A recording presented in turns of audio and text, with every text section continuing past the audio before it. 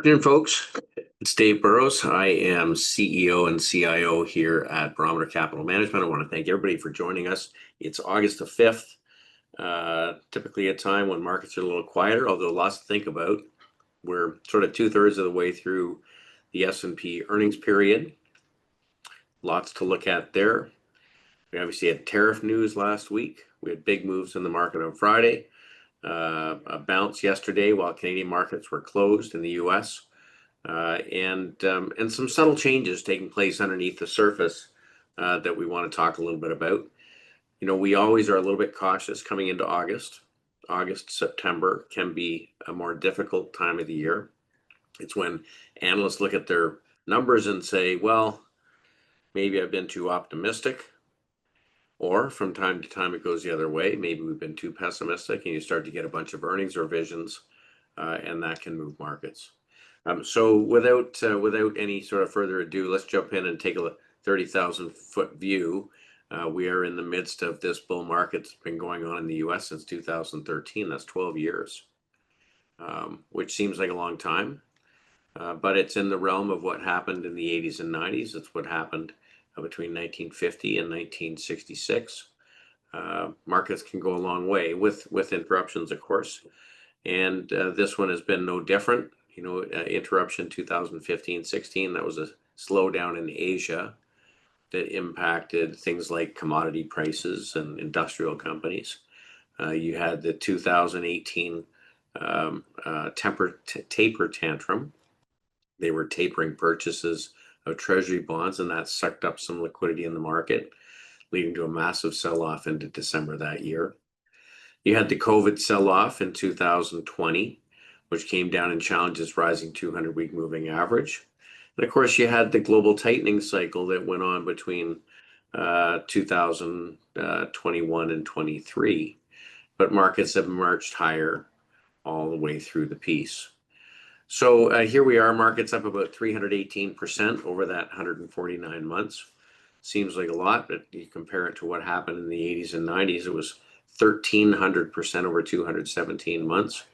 And then, of course, we went through that very difficult period with both the tech wreck and the financial crisis. See how different the nature of that market is, the way it crisscrossed back and forth across that 200-week moving average. That's a secular structural bear market, and they happen.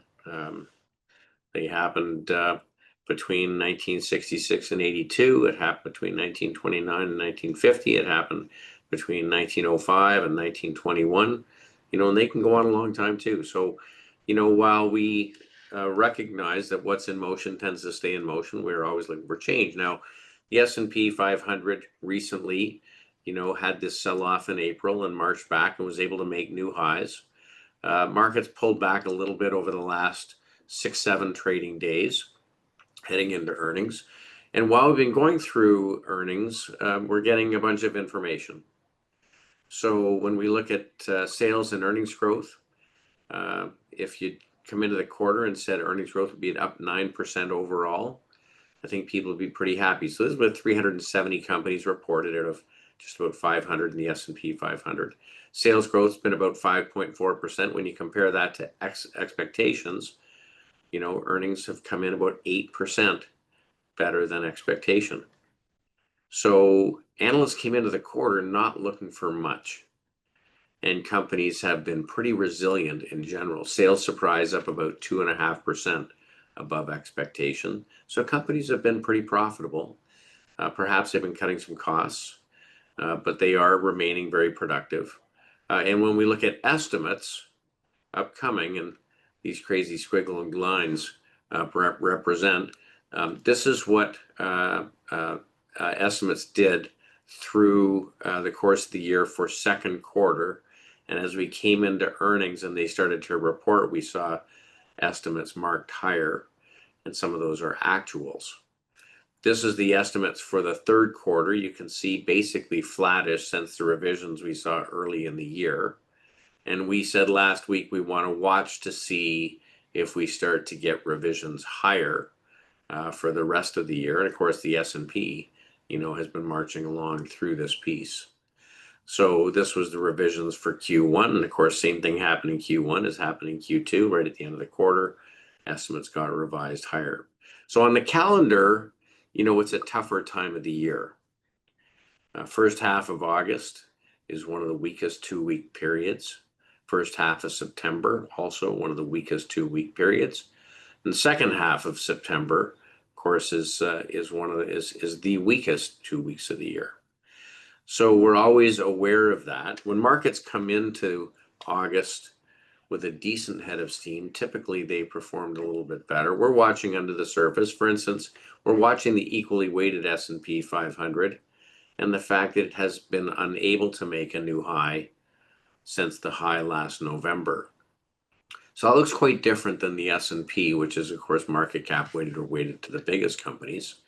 We highlighted last week that the Russell 2000 companies that are small mid cap, made a lower high in February and made a lower high in July. And you can see we've backed off a little bit here over the last couple of weeks. So it tells us something. It tells us that large stocks still are kind of dominating. It tells us that not everything is rallying. And so we take that into account. When we look outside the US, we know that the developed world equity markets, ex-US, has been breaking out to multi-year highs. And that's significant because when that happens, just like US stocks did in 2013 or what they did in 1981, it tends to be that you get a multi-year bull market. And it isn't always, or it actually isn't typical for global stocks to have big runs while US stocks are doing well. They tend to alternate. So it's important to note that the Eurozone, for instance, over the last 6 months has broken out to new highs for the first time since 2009. And this most recent bar up on the month of August so far. Asian stocks, this is the Asia 50 ETF, marching higher. And you can see very clearly made easily new highs since the sell-off coming into the tariffs. And when we look at small stocks in Japan, the JOF ETF, smaller company, smaller cap fund, again, easily making and exceeding highs from earlier in the spring, and relative strength very strong versus US stocks. Well, that's the beginning of a new bull market. So this bull market went on from 1970 to 1990, 20 years, and then did nothing for 33 years. So we think it's notable. We think it's important to be building in global exposure because it is when global stocks start doing well that global investors start maybe taking money back from US stocks and not being so heavily concentrated. And that could be a tailwind for local markets to go on a long time. And we've noted that Latin America is much the same. Even emerging markets have seen a nice pickup in relative performance versus the S&P over the course of 2025. And when that happens, just like when global stocks start to do well, it tends to be that they go through a period of outperformance. And perhaps that's starting here. That's something that we're watching. And it's not something we've committed a lot of capital to, but it's certainly something that we're watching. So important that international stocks, ex-US, are performing very nicely for the first time in a long time. And the TSX is similar. TSX has a very similar sector makeup to the global markets. So we'll probably see this for quite some time. MSCI All World versus the equally weighted S&P broke that downtrend several months ago, and same for the TSX, and my guess is it's going to continue on. So over the last 2 years, we've been encouraging clients to have a bigger global exposure. We built our global equity fund, 80 companies, 40 high relative strength, 40 value companies. And the goal was to have a similar return profile to global markets, but high grade for those factors. Over the period that we've been running that fund, MSCI All World ex-US is up 29.9%, easily outperforming the equally weighted S&P. But the Barometer Global Fund is doing a very good job of outperforming the MSCI All World ex-US. Onto rates. Rates have been moving higher on the 10-year Treasury since 2020. We know that tends to move in very long swaths back and forth, and really this is no different. This has been almost 5 years where rates have been moving higher, and we hear all kinds of discussion about how bond yields will come down when the Fed drops rates. but it just hasn't happened. Last year in September, when the Fed dropped rates for the first time in 40 years, Treasury yields went higher, not lower, building in a cushion for the expectation that possibly either inflation stays a little higher or purchasing power is degraded with the US dollar. But as long as we continue to see higher lows in yield and higher highs, yields are in an uptrend, and that means bonds are in a downtrend. This is the TLT, long-term US Treasury bond. We've been saying this now for 5 years. We're below all the moving averages. You have to assume that bonds are in a long-term bear market. So we'll see whether CPI or inflation turns higher this cycle, like it has through previous cycles after a moderation. We'll watch the data for that. But I do think it's interesting that commodity prices, which tend to go hand in hand with inflation, since the global central bank stopped tightening, have been just marching higher. And this week, gold had quite a good week. So this is the gold chart going back to 2012. We've been in a bull market now since the beginning of 2024, month by month, marching our way higher. We've consolidated over 1, 2, 3, 4, 5 months. And seasonally, July and August tend to be pretty good. We're starting the month that way. But I want to keep putting it in context because people have said to me, well, they've gone up a lot. How far can it really go? So the gold, since this began, gold is up about 65%. There were 3 significant legs higher in the 2004 to 2011 bull market, but ultimately it went up 350%. If you go back to the big bull market of the 70s and to up to 1980, it went up 1,500%. So 65% doesn't sound like so much. The bull market through the 70s went on for 2,800 days. 2,100 days after 2000, we're at 500 days. So we're probably in the second or third inning. And silver has started to participate. And similarly, silver also has very long bull markets. Silver went up 1,000% in the early 2000s. It went up, about 3,000% in the 70s. It's up about 55% currently. So the metals are going higher. The producers are performing a little bit better. And I just continue to note that gold relative to the NASDAQ turned higher right around the time the NASDAQ bull market rolled over in 2000, and gold outperformed for a decade. And it is showing something similar here. Now, over the last 4 months, it pulled back a little bit to the moving average and now firming up again now. So something to keep in mind. On copper in materials, I showed this chart last week, and this big monthly move higher in July was on the discussion that there would be tariffs on copper. Well, there's nothing ever for sure in markets, and you can see what happened. Copper took a big shot to the forehead last week. Looking at it under a microscope, Trump announced that raw copper would not be tariffed, and so copper prices moved lower. But in the end of the day, this kind of long-term base doesn't just dissolve because there's going to be tariffs or not going to be tariffs, and you'll see that in the stocks when we get to them. But in general, ultimately, that copper chart still looks very constructive, even though it did pull back sharply, but all the moving averages are moving higher, and it's in the upper bound of the range. So commodities relative to bonds are outperforming. It tells us that inflation remains the risk, not disinflation. People are using commodities to hedge portfolios against inflation. And gold relative to the bond market continues to behave really well, again, inflation versus disinflation. And S&P 500 versus the bond market outperforming now over the last 3 years. And again, that's a more inflation-oriented asset than disinflation. Just quickly want to talk about currencies. US dollar, I think, is really a key linchpin. For a decade, the US dollar rallied. And while it rallied, and while US stocks outperformed the rest of the world, money worked its way into US stocks. Global investors bought dollars, they bought equities, and frankly, they bought bonds, and carried that that short position in their own currency to get a return in US dollars. Now, US dollar has been backing off since the beginning of the year. It's down against every major currency. It broke major support back here in May and June. We bounced a little bit up underneath that over the month of July, but have since backed off. And just to look at it in a simple way that I look at it in a point and figure chart, when a price is moving higher, you mark it in X's.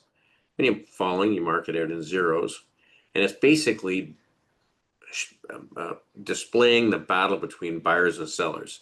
So if you're getting lower lows and lower highs, lower lows and lower highs, lower lows and lower highs, ultimately that's a downtrend, and we continue to be in one. Made a lower low in July, bounced a little bit up to the point where it's broken down. It's still in a downtrend, and it's an early stage downtrend. Again, like other asset classes, when you have significant shifts in direction, it can go on for a long time.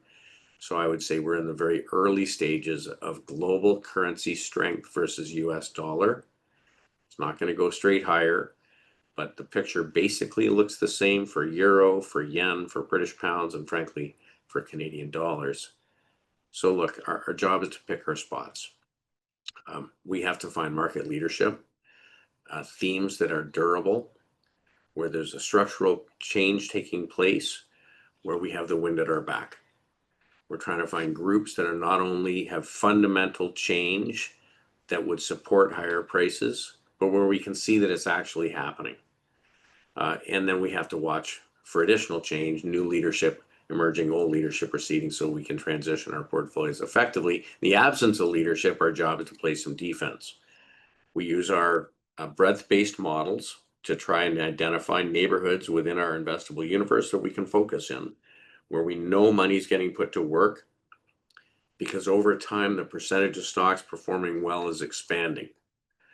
So in any cycle for any asset, when you get toward the lows of a downtrend, you start to see the strongest securities turn higher first. And when 3 or 4 are doing well, that's fine. When 5 or 6 are doing well, that's better. When the percentage of stocks doing well expands, that's a healthy market. That's money spreading its way through the universe. Now, eventually, at some point, you'll start to see deterioration. But when this is happening, we want to try and find companies within those groups that meet our fundamental tests. We had Agnico Eagle in the office this morning, arguably the best operated gold miner in the world. They operate several mines. They are operationally very efficient. They have about the lowest cost of production, and they rarely disappoint. The leading company has an easier time hiring the best employees and retaining them. They have a lower cost of capital when they need to spend capital spend. They have an easier time staying the leader because opportunity presents. The knowledge base that they build out in operational excellence is significant. So when we find areas that we are seeing expanding breadth, we want to buy the leading company in the group, the one that has all those advantages. And there's only a few. We need 20 to 30 positions to build a portfolio. We don't need 100. Where we can find companies that are going through a positive change in parts of the market that are seeing net inflows, that's where our portfolio should live.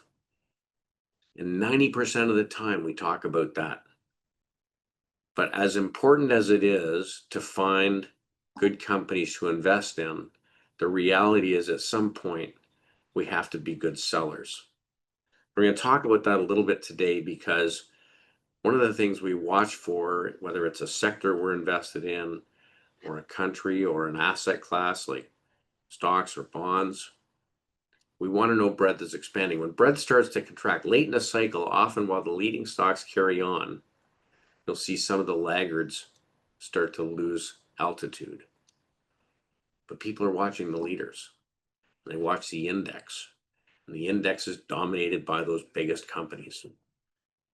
But when some of the weaklings start to peel away and underperform, it's important to notice, because it means the ice is getting thinner under our feet.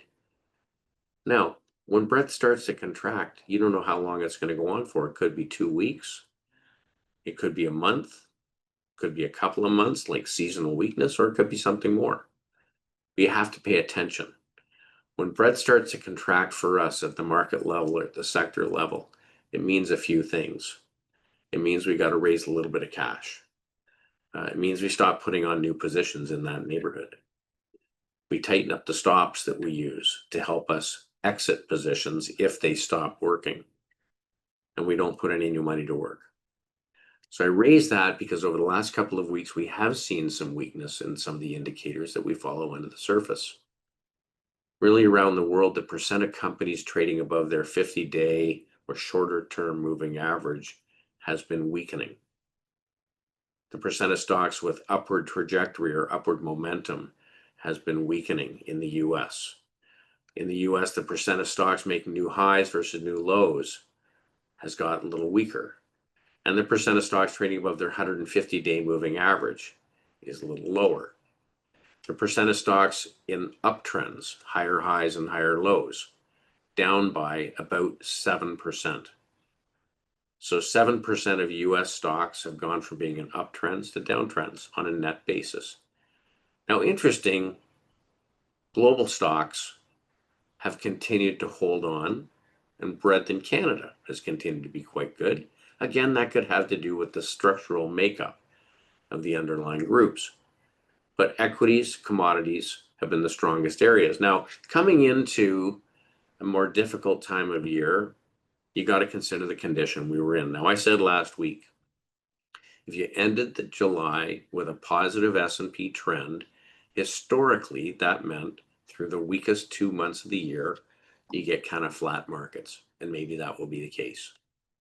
If you come into the month of August with some weaker underlying trends, August, September can be tough.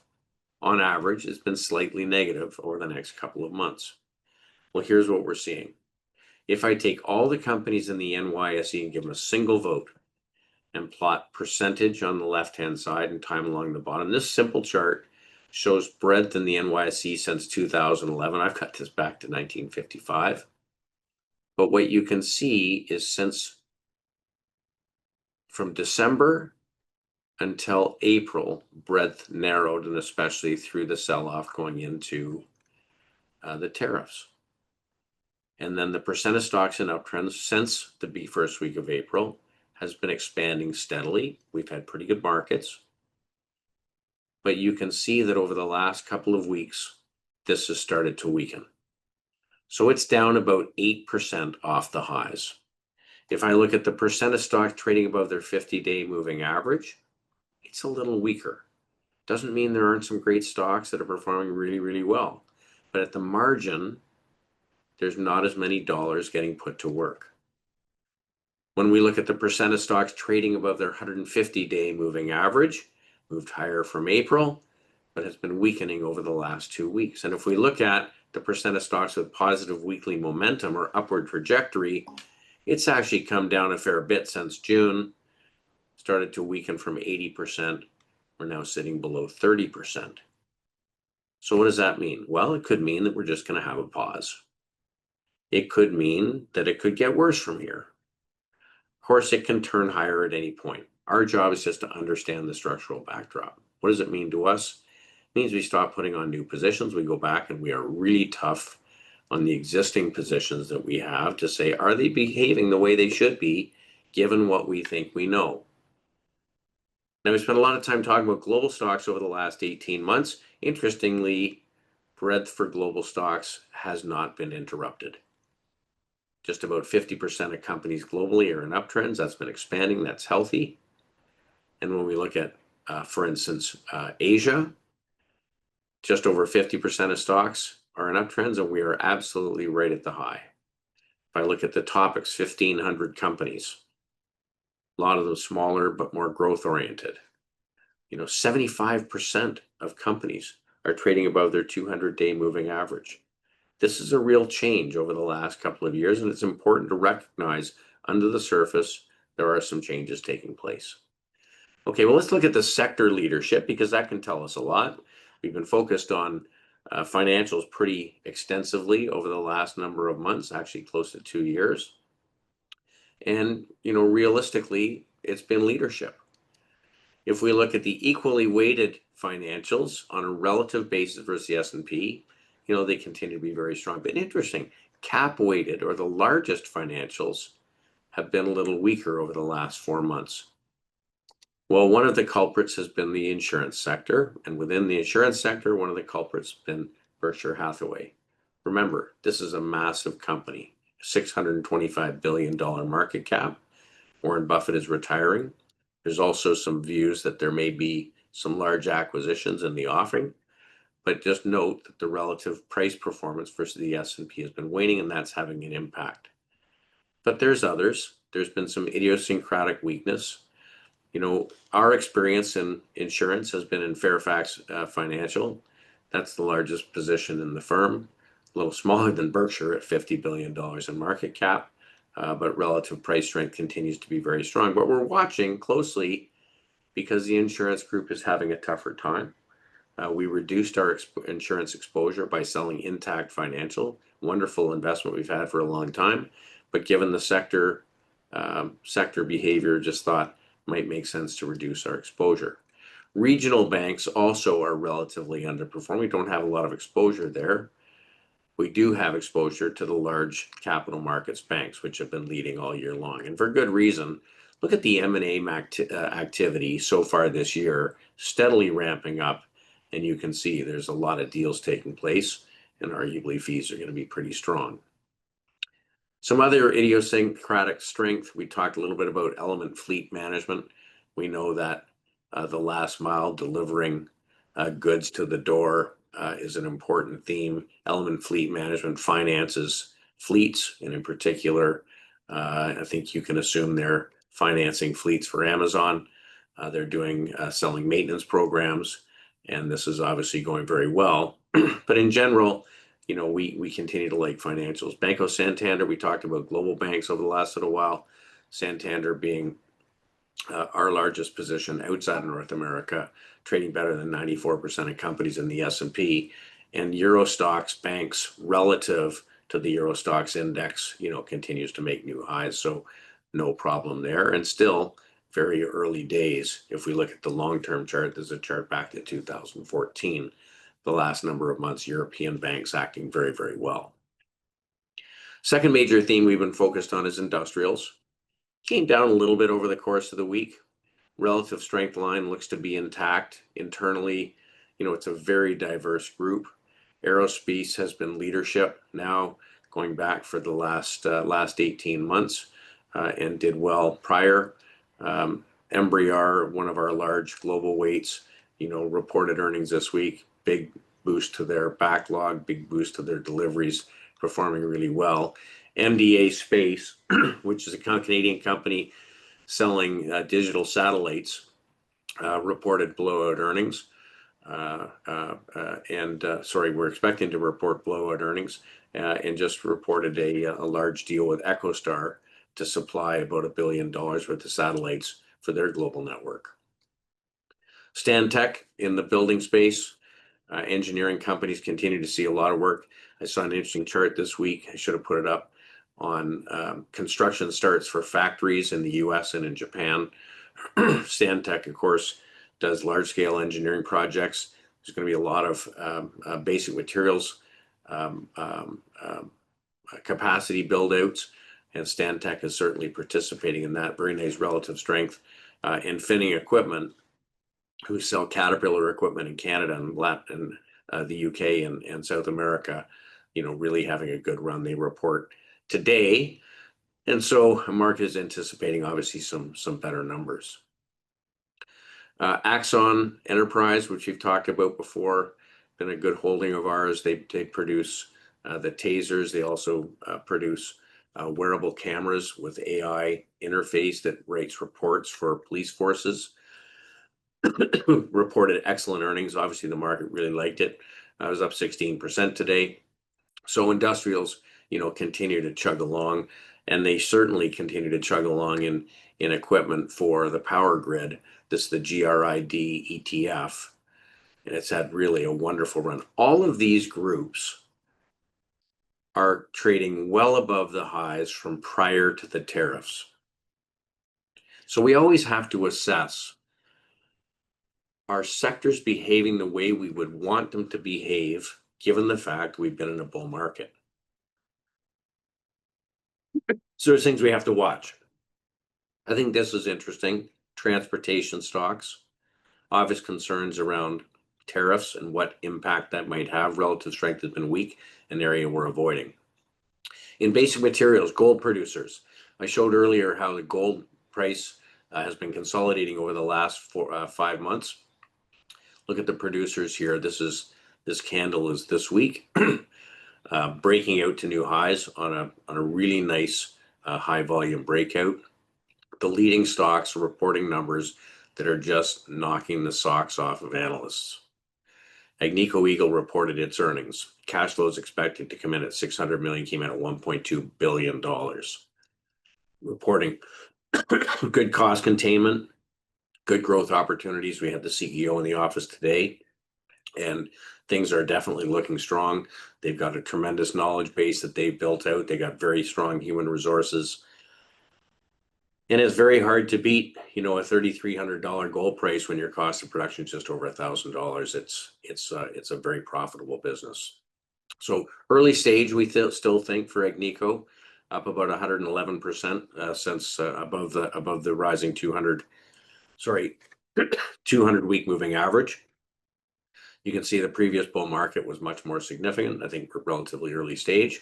Kinross had a wonderful breakout, up 11% today. Wheat and precious metals up 6.5%. Most of the major producers and cash flow generators were up anywhere from 5 to 11% today. So this group looks to continue to behave quite well. On the copper side, despite the sell-off last week, which was the largest sell-off of the last 10 years in 1 week, share prices didn't move much lower. So again, it goes back to the fact that there's a structural base that's been built. There's a dynamic in the industry that there is likely to be shortages of copper for some period of time. We know there's tremendous demand coming from electric vehicles and power generation. The copper producers are not expensive and technically look like they're early stage bull markets. And metals and mining stocks the same. This is the XME made up of base metals producers, gold producers, and steel companies. Again, just 2 months into a new bull market, started going all the way back to the bull bear market that went back to 2009. Uranium's the same picture. Look, the thing is that when a sector goes through a bear market, no money gets spent. So when you look at the gold market, these are the number of ounces found over the last 15 years as expenditures were reined in. Now prices are moving higher, and it takes years to put new mines into production. So we think the most important thing is to own companies that have multiple mines, that have lots of cash flow, lots of operational excellence in safe jurisdictions. And there's quite a few that we have a choice of. Other groups, communications continues to act sort of like the market. There's some clear leaders here. Google, Meta, Netflix has been acting quite well, sort of like the Meta results last week. In energy, we have a dichotomy. We continue to have a few strong producers. But, I have some concerns. This is the XEG, which is the Canadian Capped Energy Index. Relative strength hasn't been much to write about.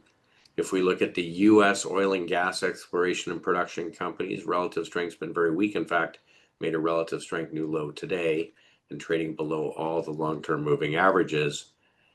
But again, if you go to the companies that have high cash flow generation and long-term reserves on the ground, like Imperial Oil or CNQ, they're acting better. So this is kind of where we're focusing. Remember, a key focus for us are companies that are generating cash, that don't need debt, that can increase what they pay the stakeholders. So in the case of Agnico, they've gone from having significant debt to basically debt-free and $1 billion worth of cash. And the company's just churning out cash. Imperial Oil is just the same. Both of these companies are going to be able to return a lot of capital to shareholders through buybacks, special dividends, and dividend increases. And again, early days for Imperial Oil. On technology, still a mixed bag.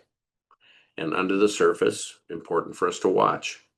If we take the semiconductor sector, percent of stocks in uptrends was as high as 68% in the early part of July, 78%, but that has been weakening. We're now below 50%. So less than 1 in 2 semiconductor companies remains in an uptrend. Now, we're focused on being in leaders, and both NVIDIA and Broadcom are behaving really, really well coming into earnings. But semiconductor sector has been unable to make a new high since last summer and had a major sell-off in the meantime. So look, old habits die hard. Groups that have been leaders will often have big bounces after they have big sell-offs. What I would be watching for is for this group to make a new high, and so far that's not happening. We do love the fact, though, that NVIDIA has easily done it, and so has Broadcom. In the software space, again, breadth has been narrowing. Only 34% of companies in the software sector are in uptrends. Microsoft is behaving like a champ. So this is the kind of market where being an active manager and picking your spots can make a big difference. We want to find fundamental characteristics that show something is good but getting better. Microsoft had 38% growth in a $100 billion cloud business year over year. That's a remarkable number. So the companies that are showing price behavior that supports the fundamental view and stronger than the sectors are the one we want to focus on. But you can understand why we have less than market exposure in sectors where breadth is deteriorating. Other groups that have had difficulty, continue to have difficulty, consumer discretionary sector, relative price performance has been weak. There are some concerns around the consumer. Amazon certainly not leading at this point. Apple certainly not leading at this point. I consider it a consumer company. Starbucks certainly not leading. Nike not leading. McDonald's not leading. You really have to hunt for great companies in the sector right now. Don't really think there's a tailwind. Dollarama has been one of the great ones for us, but not really so much a discretionary company, almost more like a consumer staple. Consumer staples as a group, food companies, beverage companies, been quite weak. Some concerns around Ozempic and the impact that might have. Healthcare, really underperforming, whether it's pharma or healthcare providers or biotech in general. This group has had a difficult time, and real estate investment trusts, getting hurt by high interest rates. So this is a really mixed bag. There's some great leadership in the market, and there's some great companies. One thing I will highlight is in the last couple of weeks, the utilities are waking up. Now that could be a couple of things. It could be that we are coming into a higher growth period for the utilities because of the demands for power generation. Or it could be that there are some investors that are looking for something a little more defensive if they think this time of year we might get a little bit of market weakness. We prefer to think that it is more likely that there is some growth coming in demand. But at this time, we're not adding a lot of new positions. I just want to run through the progression of what's happened to breadth since the beginning of April. If we took all the sectors and put them on a distribution curve, stacking up on the left side, the sectors with the lowest percent of stocks in uptrends, meaning the narrowest breadth, almost everything was stacked to the left-hand side. And you can see all of them were in small letters, which means breadth was contracting. Fast forward to June the 2nd. Market rallied over the previous 6 weeks. 45% of companies in general, and on average, were in uptrends, fairly evenly distributed. Largely industrials and financials to the right side, the strongest groups in the market, and precious metals. Fast forward to July 28th, 51% of stocks in uptrends. Continued to shift to the right, and almost everything in capital letters. So the reason we use these tools is to recognize change. So from last week to this week, The average sector lost 6% of stocks, going from uptrend to downtrends. A number of sectors have moved into smaller letters, which means that breadth is contracting, and things in general have moved to the left. Notable: electric utilities, strengthening. Machinery, that's industrials, strengthening. So there are some strong parts of the market, and the ones on the right in general are still the strongest within the market. From an exposure standpoint, in our financials holdings, which I showed last week, this week we sold M&T Bank, and we sold Intact, partly just to raise a little bit of cash. GE, Howmet, Raytheon continue to perform well. On the energy side, CNQ, Imperial are fine. GE Vernova continued to make new highs, and Cameco's in a solid uptrend. The material space actually had a very good week, despite the weakness in copper. In technology, the companies that we've been focused on have been leaders within the group. The one that is in question is SciTime. But Microsoft blew the doors off the numbers, and Google is performing really, really well, and so is Meta. So not so much change, but a few things at the margin. Our financials weight has come down by about 5%. That reflects Intact. If you go down the list, technology still only 13% versus the S&P 33%. Continue to have an underweight there, and with breadth readings where they are, we're pleased with that. Materials has continued to grow. It's 13% of the portfolio, and what we have is contributing to returns. In industrials, a 4% reduction to reflect the change in breadth conditions, and energy came down when we reduced our gas exposure in the early part of July. On the sectors we don't own, well, we still don't own them. Real estate, almost negligible. Utilities, almost negligible. Healthcare, 2% weight. That's Boston Scientific, which has been making new highs.